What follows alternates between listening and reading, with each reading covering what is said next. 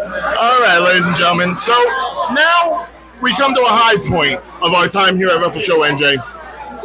We are talking to the AEW pretty much surprise shining star of the brand, Mr. AR Fox. What's up, man? What's up? Dude! Hell yeah. Holy hell, man. Like, let it be said. Like, there are certain people that, are just like, how, like, Louis C.K. was like a comics comic.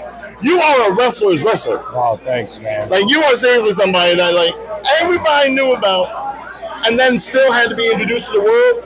And I think they've done it with a great amount of precision. Yeah, thanks. How does it feel to be on, like, the main stage, whether it be AEW or any place where you actually get, like, that television time, so this way people can actually see, as opposed to just hear about it in stories? It's what I live for. It's the reason I was born is to wrestle on TV. You know what I mean? Like, it just, it just feels right. It just feels right. I'm forever grateful for all the opportunities I've got so far. I'm ready for more, man. Like, well, yeah, no, we definitely want more opportunities from you because, like I said, everybody knows how good you are. Like, everybody in these inner circles, everybody that's, like, on that indie sites, we know AR Fox. We've heard of AR Fox. But for the lay people who maybe only know from AEW, tell us a little something about AR Fox. Tell us some of that past that you have honed so well. Oh, man, I don't even know where to begin with that. Well, okay, let's start with what spurred you on into wrestling. Okay, watching ECW, and that's not because I got this shirt on. I bought this shirt because of ECW, yeah, so ECW is what got me into wrestling. I can respect that. Yeah. What was it about ECW as opposed to, like, WCW or WWE? It was, well, I mean, I did watch WWF back then too, you know. So that's right, it was F back then. So, like, yeah, that was cool. But ECW is what made me really want to be a wrestler, and mainly the RVD Jerry Lynn series. Ironically, like, even though that's, like, in my opinion, like the best match of ECW, and like, or just maybe the most fun match to watch. Maybe not the best, but yeah, I just one day I put in a VHS tape that we found, and we were young kids, so we didn't know what kind of video it was going to be. This is so throwback. I love it. And it was RVD versus Jerry Lynn. Mm-hmm. It was their match, and yeah, we just would watch that over and over and over again, and I would act like I was Rob Van Dam. My friend would be Jerry Lynn, and we would just recreate the entire match in its entirety, like 20 plus minutes in the backyard. So you really just practiced it out. You worked it out. Yeah. I memorized the match, fucking at 13, 14 years old. I mean, that's very thespian of you, man. That's damn near like an act of reading a script. Yeah. I just loved it, though. I was just obsessed with it. Now, obviously, I'm assuming you've gotten to meet RVD or Jerry Lynn since then? Yes, I work with Jerry Lynn now in AEW. Yeah, and I met RVD a handful of times. So have you told them how much they inspired you to go on? Like, how was meeting them for the first time, actually, after all of that? Jerry Lynn is super nice, super humble, learned a bunch of stuff from him. I've expressed it to him. I'm a little not antisocial, but I'm a little not... I don't know, shy. I don't know. I don't know if I came out all the way to Jerry Lynn and really told him how much he meant to me, but I would love for him to know, and I will tell him, Well, I mean, you can tell him right now. I mean, we got the camera, we got the mic. Just go ahead, take a minute, and be like, Jerry Lynn, you started me. Yeah, Jerry Lynn is the reason I wrestle, and he's still helping me to this day. So from the very beginning till about 2 weeks ago, Jerry Lynn's been involved in my career. He don't even know it half the time. Well, he knows it now. Yeah. I can guarantee you, we are going to get this to him. I don't care if we got to put it on a VHS and have him watch it. Have him look for a VCR first, then watch it. Yeah. But we will do that. Yeah. Now, as far as everything that you're doing in AEW, obviously they've gotten you aligned with one person, aligned with another person, everything. But what is it you want to accomplish in AEW? What is your internal story? What I would want to accomplish is like how you were saying, everybody in the inner circles know me and all this stuff. And even guys that are here now that went on to become bigger stars than me are pulling me aside and telling me how much they studied me and how much I mean to them. And so it's a real full circle moment, right? Yeah, and I just want the whole world to know that too. Like I want to be in the conversation of the greats, or like the best in the world, the greatest of all times. That's what I personally you want to get up on that Mount Rushmore. Yes, that and then that might be a crazy goal to some people, but that's my goal because everywhere else I went, I was the main guy. I was considered the best at every company I've been to. I had the title for. So anybody can go ahead and look online. They can see AR Fox and what he can accomplish, which is why he became such a name. Yeah. So I want to get the recognition or credit, whatever, however you want to word that. You want to get that mountaintop. Yes, I do. And I would like a title run. I'm sure every wrestler would say all these things. I would love a title run. I would love the main event, Well, I mean, there's just so many titles now. It's like, you can't just say you want a title run anymore because it's like, yeah, you'll get a title eventually with as many as there are out there. Yeah. But I would imagine you probably want, like, the big title. You want that AEW championship, maybe. Yeah, I do. But I also understand that there's levels to it and steps to it. Right. And I also understand that the big belt has a character and promo side to it. Got to be that strong too. So I'd like to get a chance to do promos and character work more, and maybe get like a smaller title. And then once I really prove myself as a freaking main character, because I barely talked yet, and I know world champions need to talk, and my character doesn't have much depth. So I know there's work to be done before I get a world title. And that's just in my head. So I'm okay with getting like the smaller title, talking, fucking losing it, working more, and then getting it. I don't think I should just get the world title. You're giving me an idea here. Because we do have you on camera. We have you with a mic in hand. I'm not saying we necessarily go into anything that maybe is already being planned, but if you could go ahead and run a promo on somebody right now, not necessarily a shoot, but if there was somebody, anybody, doesn't have to be AEW, anywhere in the world of wrestling, that you would want to go ahead and talk to right now, there's your moment. Go ahead, pick whoever you like. It's not to anybody. It's to everybody. Oh, you're going mass world. Yeah, and it's like because all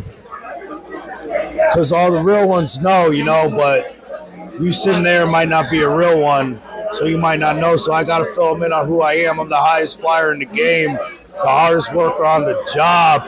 Never, ever phoned it in. Always 110%, 100% every single time.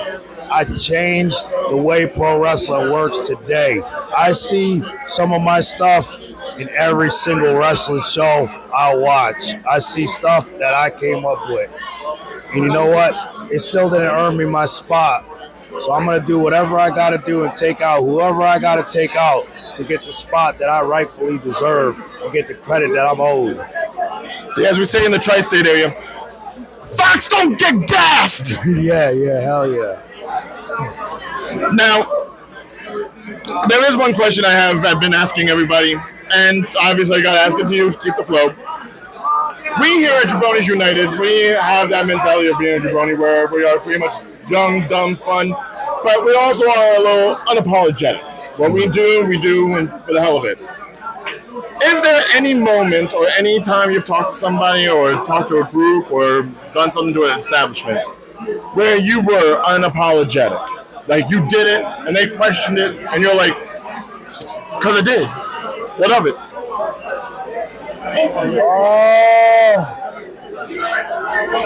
No, not too much. No, really? No. Wow. I would be surprised by that because, like you say, you've done so much and so many people have learned from you. But there must have been like somebody that was like pushing back at the time. No. I mean, I've had some Like I've gone back and forth a little bit, you know, a handful of times. But what, you've always stayed humble? Yes, always, really, to be honest, yes. But then there were some times, you know, I was not in the best mind state at one point. And so I'll speak in my mind a little bit more. And I remember one time that I was like, just like really upset about my spot at the card on an indie show one time. And I spoke up a lot about it, and I don't know, you know, I'm not too proud of any of these unapologetic times. But the thing is, you did stand up for yourself. Yeah. You know, you stood on business in a sense, and if that ruffled some people's feathers, too bad, because you're not saying anything wrong. Yeah. You're not telling them anything that isn't true. So I would say you could be proud of that in a sense. I understand the idea of being humble. I understand being like, you don't want to ruffle anyone's feathers. Yeah. But feathers are going to fly regardless, man. Yeah. So I'm proud of you that you at least felt like you could do that, because you have all the right in the world to do that. Yeah. Always be your best supporter, man. Yeah. Lord knows you have the whole wrestling community that supports you. Yeah. We are behind you. You can be behind yourself too. Yeah, for sure. One other time I left the show, very, very, very early in my career, maybe a year or two, and I went to a show. I wear street clothes pretty much for gear, but I wear my gear under it. For anybody thinking I don't wear wrestler gear, I wear gear under my street clothes. Safety, yes. One time I went to do an indie show and they weren't having it. They gave me a singlet. No. They gave me a singlet. And I walked out that show. That's probably the most bold thing I've done in wrestling. But even though I've done the wildest stuff outside of wrestling, but in wrestling, I've played it safe. I understand the importance of the singlet. As a bigger person, I could not do it. God bless Otis. I could not do it. God bless Mark Henry. I could not do it. I can't believe it on anybody else, to be honest. Unless you're like a big dude that tries to like fill it out and it's going out the side. Otherwise, a singlet kind of looks like you're becoming a ballerina. Yeah. That's no. So it was just weird, you know. I was, you know. You got your style. Learning. You got your feel. Yeah. And as a high flyer, you have to feel comfortable. Yeah, I just wasn't into the singlet. You can't be jumping off the ropes if everything's all bunched up. And it was like a real one too, like maybe not even like a pro wrestling one. Like it was just odd. And I just was like, you know what? My mom and brother were there.